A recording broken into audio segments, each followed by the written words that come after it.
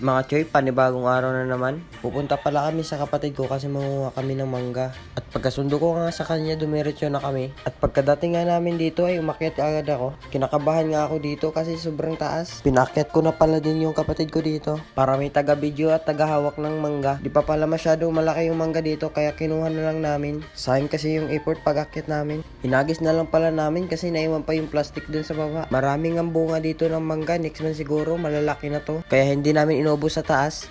Okay. Kuha pa? Okay. Maraming ang bunga sa baba, kaya bumaba kami. Pagkababa nga namin dito, muntik pa siya malaglag. Gago. Gago.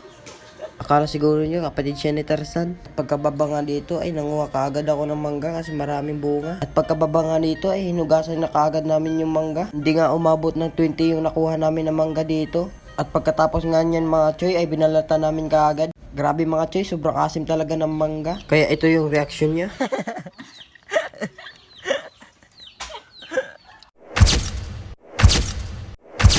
Tapos nga namin kumain ng mangga, nagbihis kaagad ako. Pagkatapos nga niyan ay napatid na ako sa kapatid ko sa kanto. Yun lang, thank you for watching.